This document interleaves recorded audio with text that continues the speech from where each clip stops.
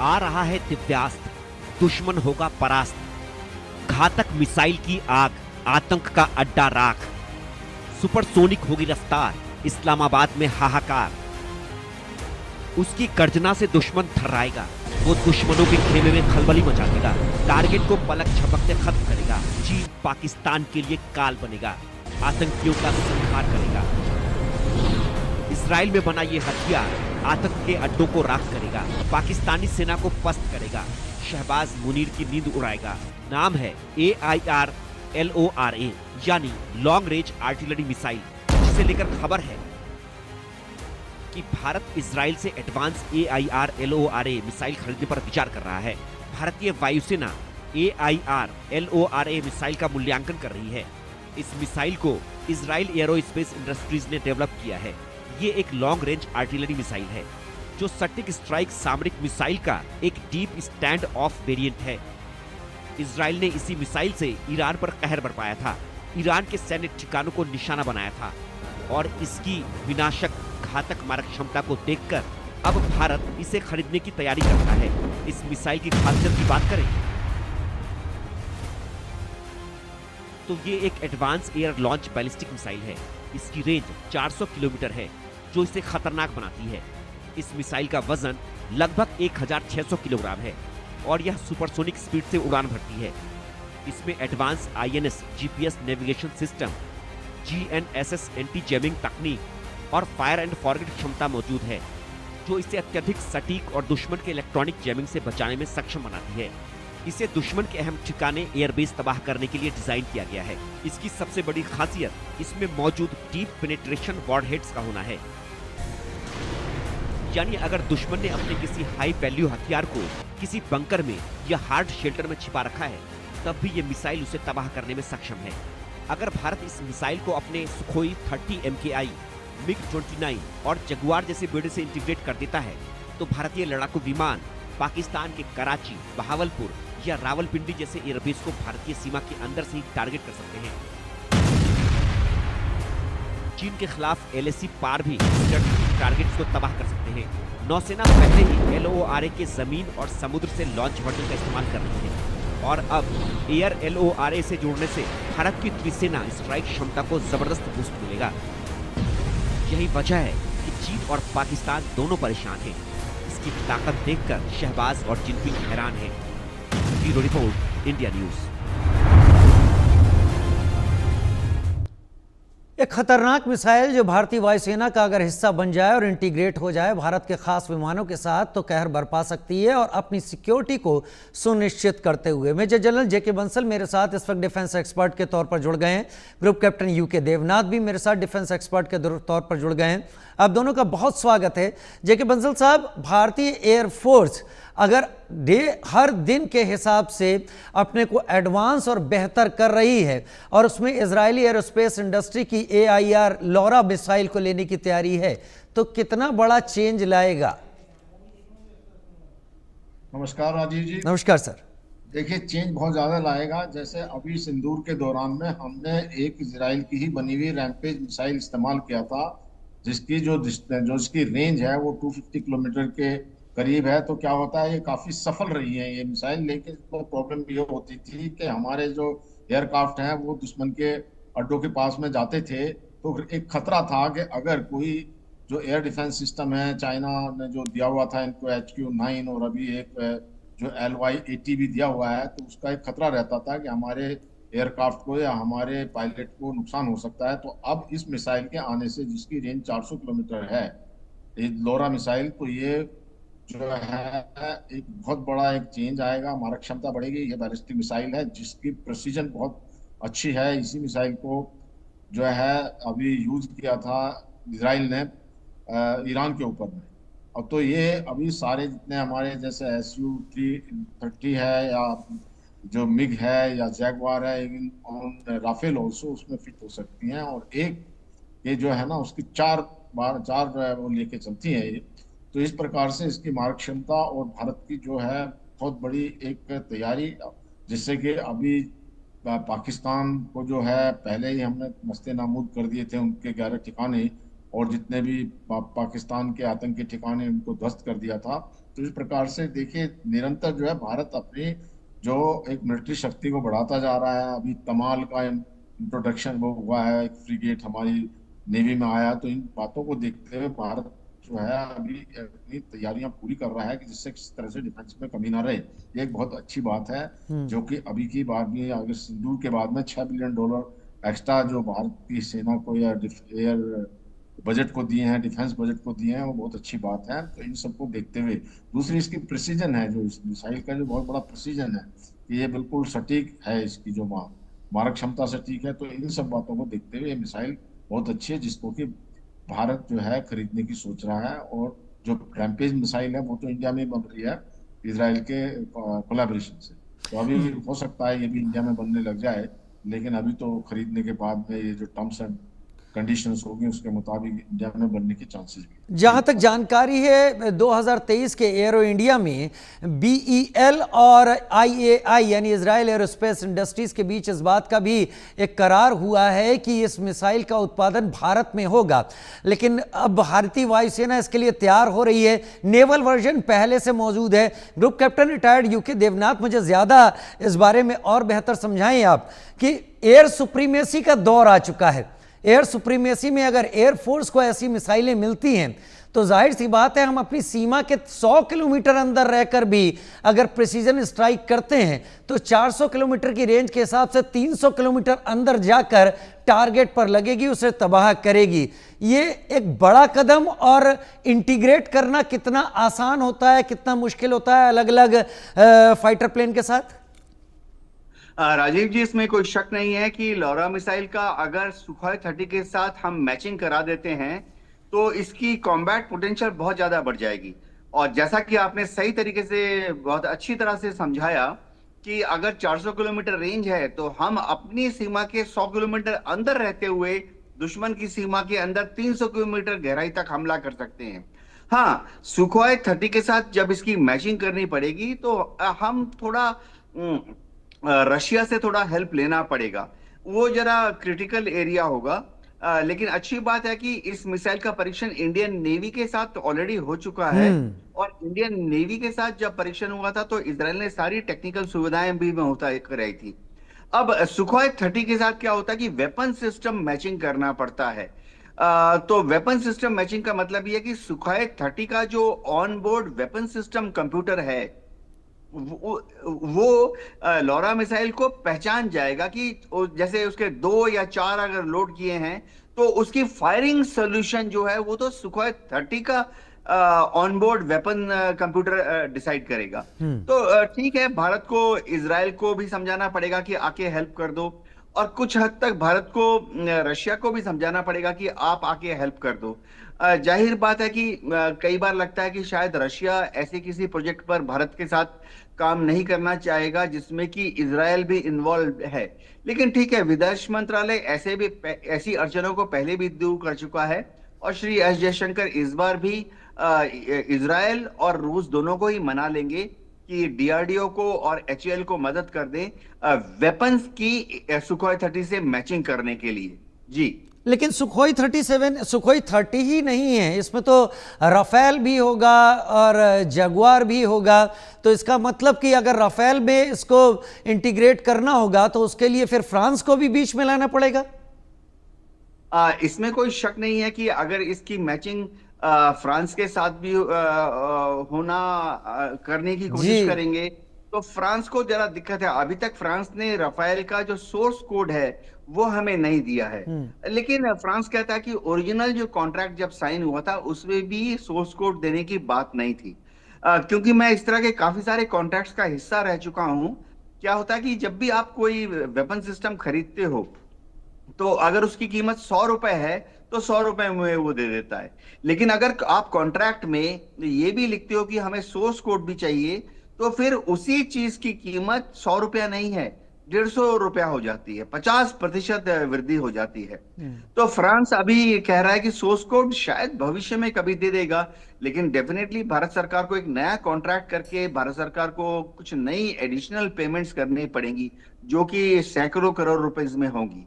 जी, जेके बंसल साहब, advance air defence system की अगर बात की जाए या एडवांस एयर फाइटिंग की बात की जाए तो लॉरा कितना एज देने वाली है? क्या हमारे एडवर्सरीज के पास इसके मुकाबले में मिसाइल्स पहले से मौजूद हैं?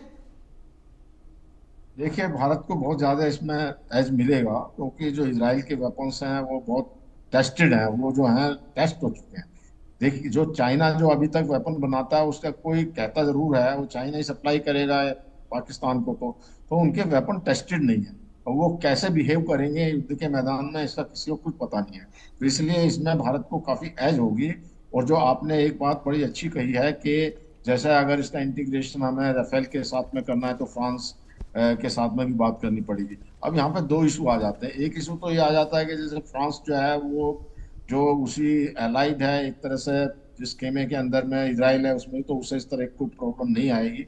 दूसरा क्या होता है कि जब किसी भी देश को ये उम्मीद होती है एक भारत अच्छा मार्केट है, ऐसा नहीं है, तो हमारे पास में भी एक उस तरह का है भाई, अगर आप हमें कोई सहयोग नहीं करेंगे और वर्सेटाइल नहीं होंगे, अपनी टर्म्स कंडीशन को नहीं घटाएंगे, तो फिर उनके जो हम वेपन जो खरीदते हैं, जो उनका हमने जगुआर खरीदा है, अभी कितने सारे ऑफर और आ रहे हैं आपको, ऑफर जो है Su-57 का आ रहा है, जो F-35 का आ रहा है, तो बहुत सारे फिर उधर को ज्यादा डाइवर्जन होएगा तो फ्रांस ये समझेगा कि मेरा मार्केट लूज हो रहा है, तो उसको ये मानना पड़ेगा।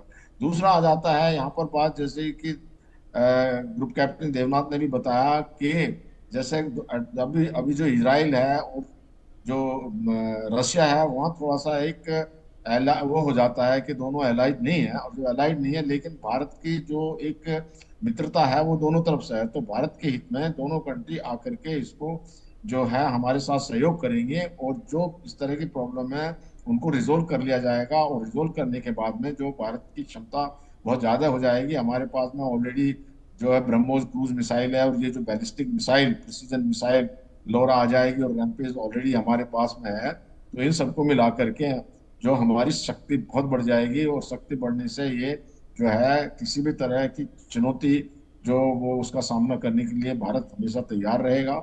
और जो हिमाकत है पाकिस्तान जो कई बार टेररिस्ट सोचता है भेजने की, वो बिल्कुल नहीं भेजेगा।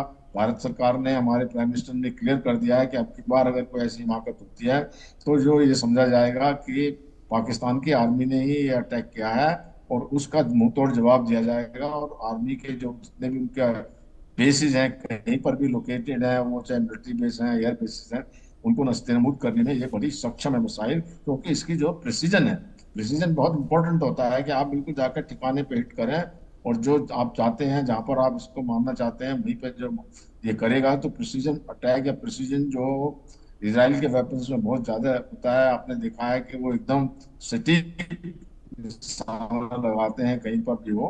तो इस तरह से ये एक भारत को बहुत बड़ी क्षमता मिलेगी, और हमारी कैपेबिलिटी और हमारी जो फोर्सेस की कैपेबिलिटी, एयरफोर्स की कैपेबिलिटी बहुत ज्यादा बढ़ जाएगी। ग्रुप कैप्टन यूके देवनाथ, मेरे जैसे आम लोग जो कि स्ट्रेटेजी को शायद आप लोगों से बेहतर समझते नहीं है या समझ भी नहीं सकते, क्योंकि आप लोगों ने अपनी जीवन बिताया है सेना और इक्विपमेंट इन सब के साथ। उनका ये सोचना है कि जब विमान हमारे पास है, मिसाइल हमारे पास है, तो हम ही क्यों नहीं इंटीग्रेट कर लेते इन चीज़ों को, दूसरों को बीच में लाने की ज़रूरत क्या है, जरा इसे समझाएं। जी हाँ राजीव जी, क्या होता है कि आजकल जितने वेपन सिस्टम्स बन रहे हैं उसमें जाहिर बात है कंप्यूटर सिस्टम्स का इस्तेमाल होता है। अब जैसे राफेल की बात हो रही है या हमारे तेजस की भी बात हो रही है, तो उसमें काफी तरह के कंप्यूटर्स होते हैं। एक कंप्यूटर तो जो है उसके एयर टू एयर रेडार को कंट्रोल करता है, एक कंप्यूटर उसके अंदर ऐसा होता है जो कि इलेक्ट्रॉनिक वॉरफेयर सिस्टम को कंट्रोल करता है। उसके अंदर एक और हवाई जहाज के अंदर कंप्यूटर होता है जो कि उसकी weapon delivery system, bomb fire करना है, रॉकेट फायर करना है, उसको कंट्रोल करता है। अब क्या होता है कि हर कंप्यूटर की अंदर जो सॉफ्टवेयर इंस्टॉल किया जाता है वो दर्शक जानते होंगे, हम भी तो हमारे मोबाइल फोन में या हमारे कंप्यूटर में एक प्रोग्राम डाउनलोड करते हैं, सॉफ्टवेयर डाउनलोड करते हैं, वीडियो गेम डाउनलोड करते हैं जी। तो उसके लिए की होता है, चाबी होती है।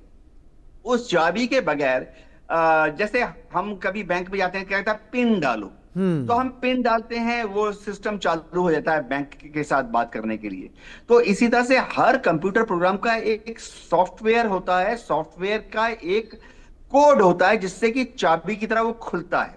जब तक आप सॉफ्टवेयर के अंदर कोड ना डालो वो सॉफ्टवेयर खुलता नहीं है। तो इस कोड की हमें दरकार पड़ती है। अब क्या होता है कि जब हमने सुखोई 30 खरीदा था उस वक्त सोर्स कोड का प्रचलन इतना ज्यादा नहीं था। देखिए सुखोई 30 जो हमने खरीदे थे वो 90 के दशक में खरीदे थे, 95 के दशक में खरीदे थे, जब कंप्यूटर्स का ऑपरेटिंग सिस्टम ऐसा होता था कि सोर्स कोड नाम की सिस्टम की जरूरत नहीं पड़ती थी। लेकिन जैसे मैं डीआरडीओ में रहा 2005 से 2009 तक, उस दौरान पूरे वर्ल्ड में सब सॉफ्टवेयर डेवलपमेंट करने वाली कंपनियों ने देखा कि अरे सॉफ्टवेयर तो हम डेवलप करते हैं, हमने डेवलप किया कि हवाई जहाज से मिसाइल कैसे फायर होगा। देखिए एक मिसाइल है जो मात्र 100 किलोमीटर जा सकता है, एक मिसाइल है 400 किलोमीटर जा सकता है, तो दोनों का फायरिंग सोल्यूशन अलग अलग होता है। तो जो कंपनी वो सॉफ्टवेयर डेवलप करती है वो कहती है अरे सॉफ्टवेयर तो हमने डेवलप किया जिसमें हमारे लाखों करोड़ रुपए खर्च हो गए, और दूसरे देश उसको आसानी से कॉपी कर रहे हैं। तो अब क्या है, 2005-2004 के आसपास ऐसा प्रचलन चला पूरे दुनिया में, फ्रांस नहीं भारत की कंपनियों ने भी।